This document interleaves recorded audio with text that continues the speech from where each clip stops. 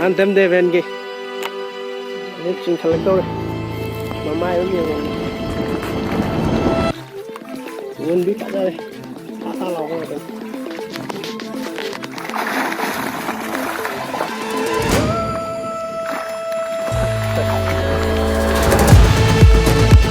Mani wo betul tu.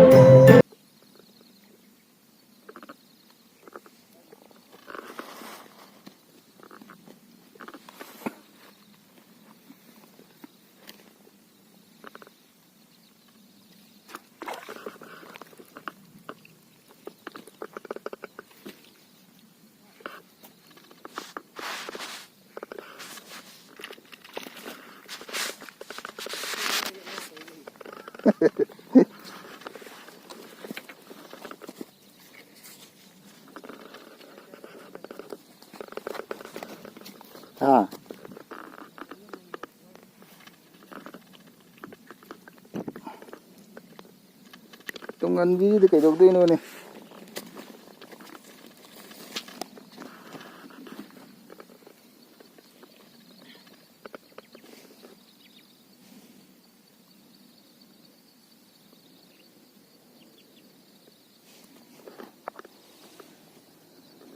Ini tungan bi phá lại đấy. Hamas này grass phá lại đấy.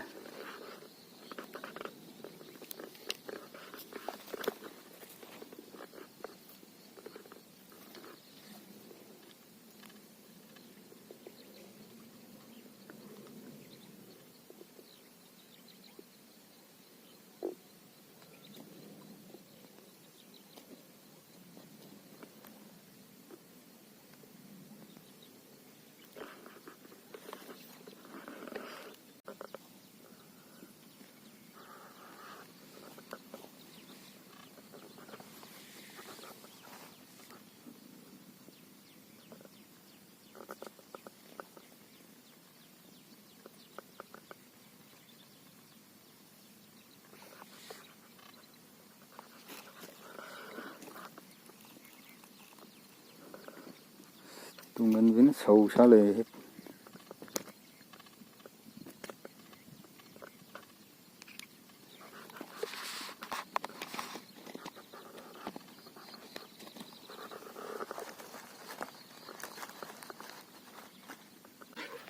Xóm đấy gì ngủ?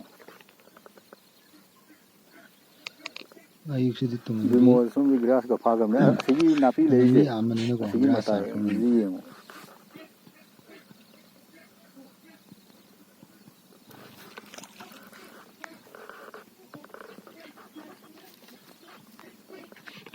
Ayuk di grass arak tungan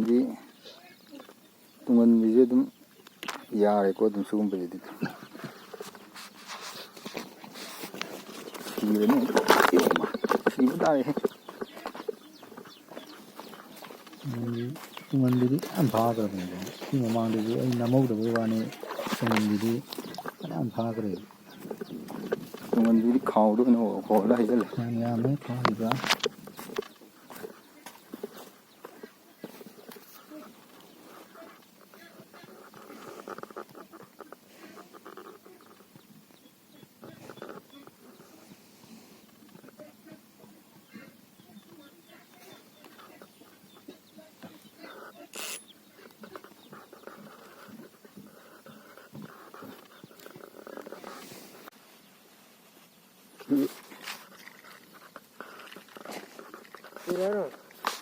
Kitang di thau mo.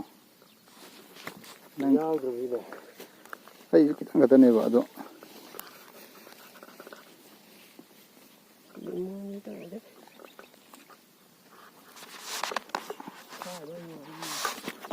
Đây nhiều.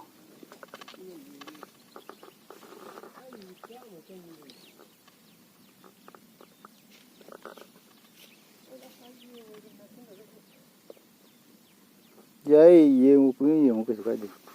Where no home to a lorry.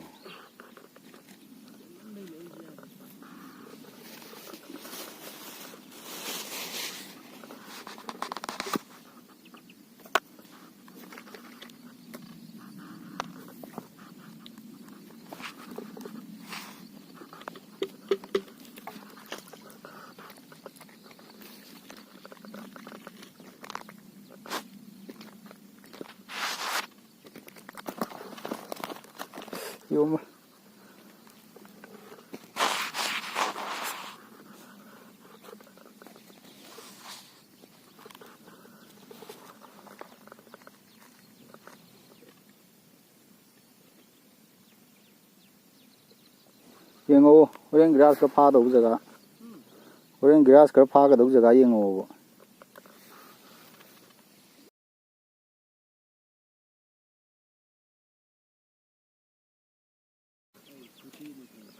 Copy.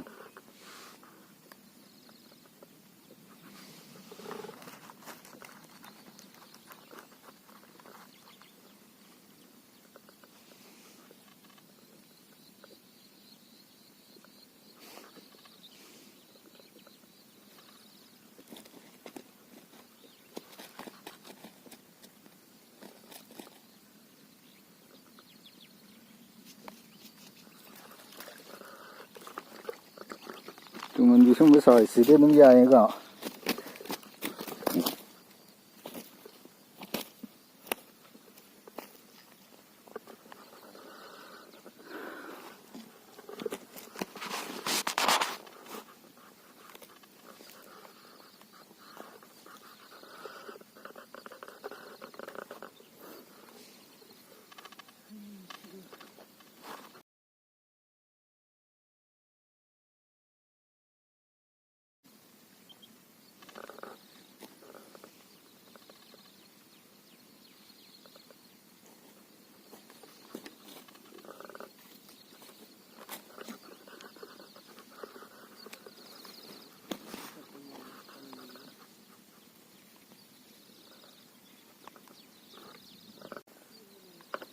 Ê, lối thia lên đây đi.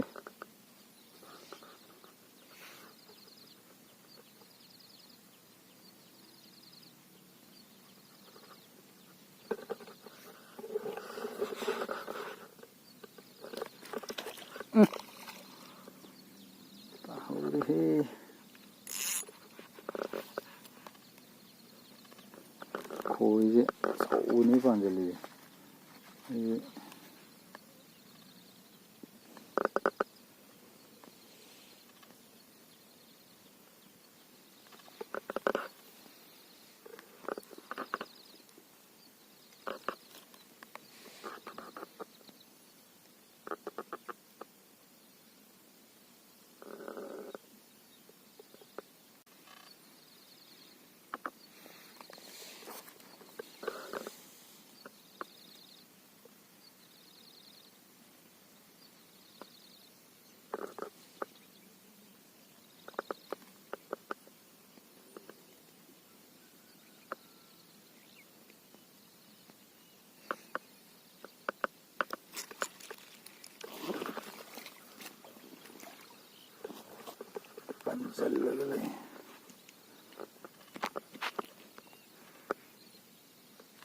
Tụi mình bị dầm nỗi bò này. À. Sang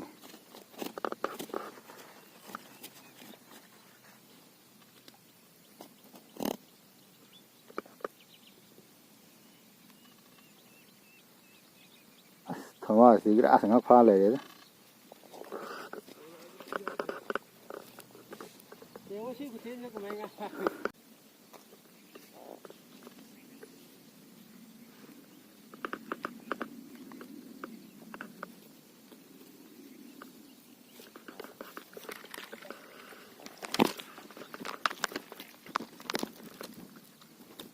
Ê, xuống nó. Tụi mình biết thua ở cái lọc thuốc gì.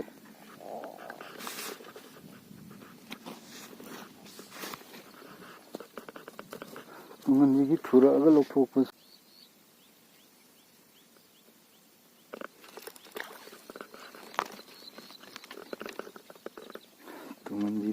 ꯑꯉꯥꯡꯕ ꯑꯁꯪꯕ ꯑꯃꯨꯕ ꯂꯣꯏ ꯁꯨꯔꯦ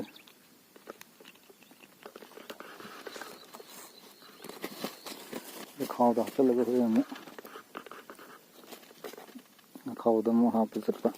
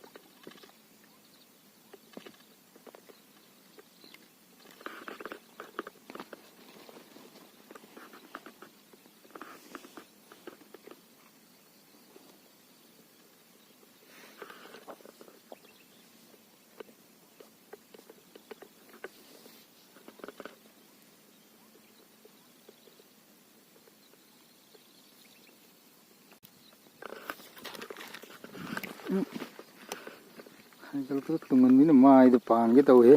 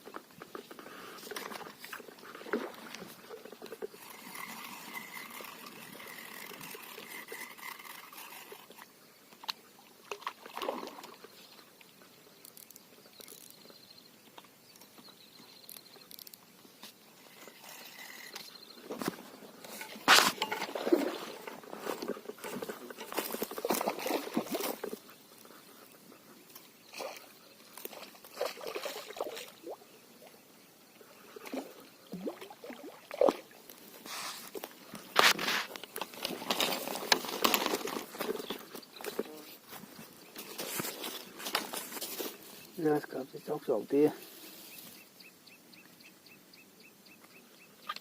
ꯑꯌꯣ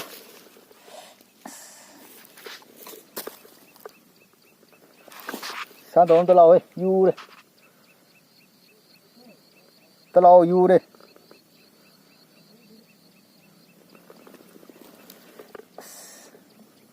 Pala siya okra.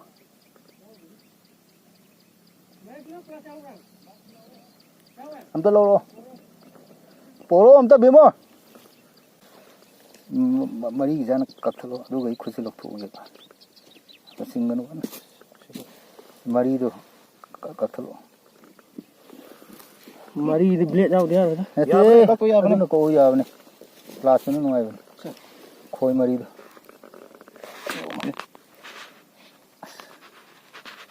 Thu.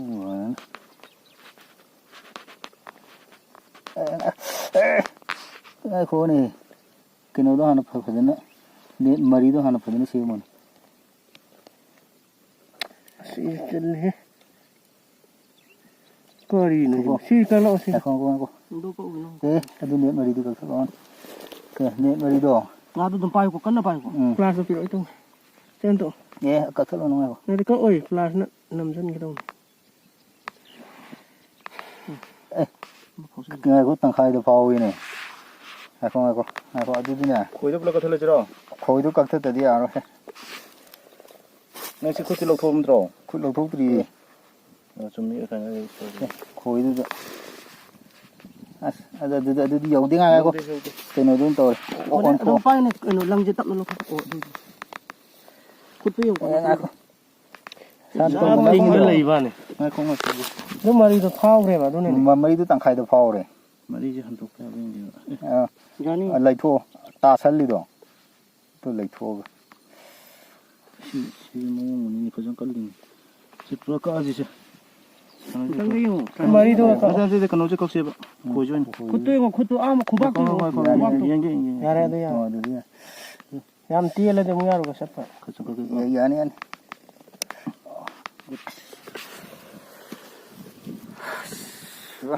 đi coi máy tàu à du sắp đi Pero siya pia gana on to. Sar ma pira ko da. đi phải xem xem Pasa oi ta ka di sapya. Pasa ni da.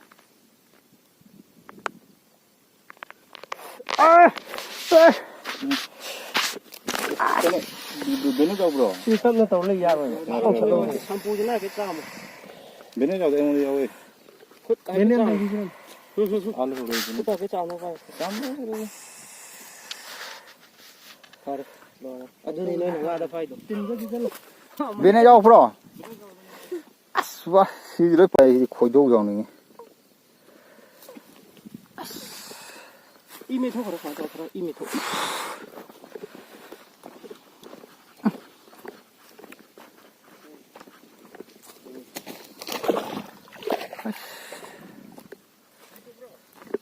đi thôi này phải đó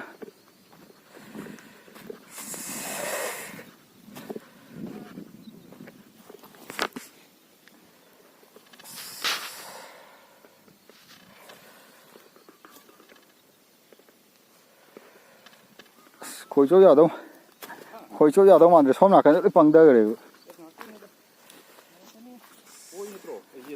gì tên này mấy giờ biết su rồi cái chỗ mà khu cao được ra đó ở đây này khối đâu khu đi cao này cái chỗ nào rồi 이런 식 anh xin chào quý giờ tôi mà phụ được hay là xin cái thứ phải biết rồi xin còn là rồi một phu là cái gì ổi rồi là rồi được à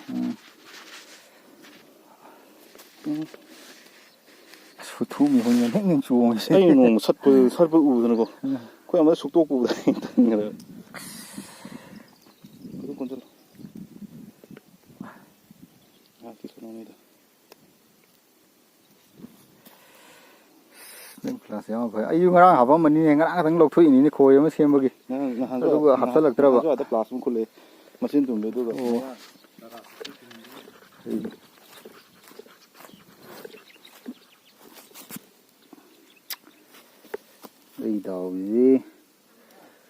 đây đầu gì à đấy ngân nahan gì tare ta vào đó ôi đi taruka chanipa adu ôi đi evening usual hay đó vậy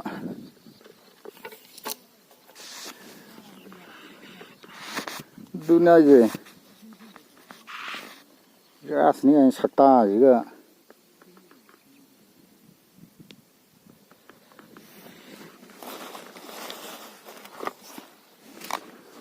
si daw ya de khoi na tille mayam khoi na yure nga lok thok pada khoi oi de tu hu oi bo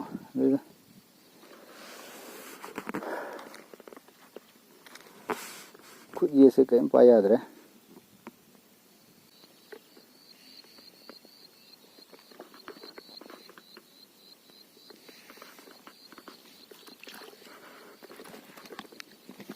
mình pha vào hồi cái thấy khối này thìn nó là liệp rồi ta cái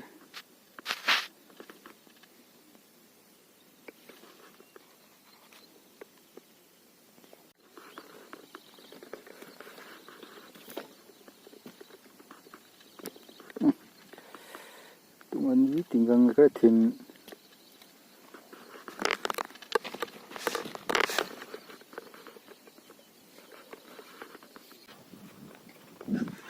ayuktugido tungandi yam leba pukizu ayuktugido ko tap tap la ga sing ko ben to ne ne no din kan saga la ga di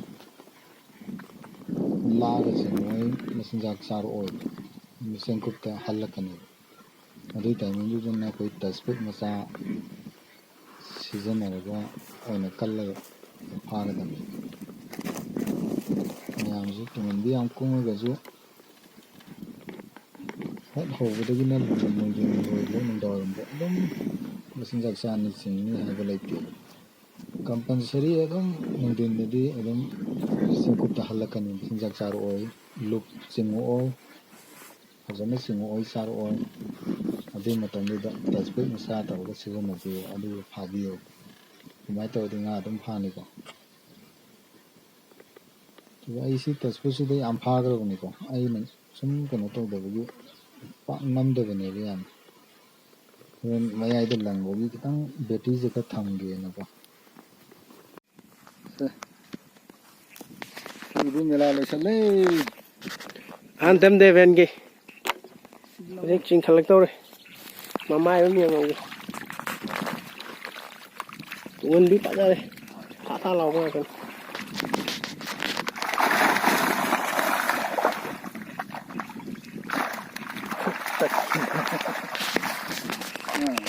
maning mo hutor kini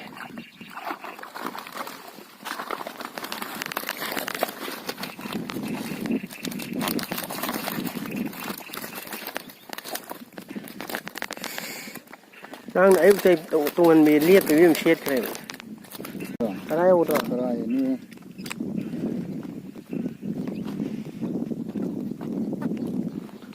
puki je sini to sonde la hai sidagi la hai dagi la hai segi akoi je to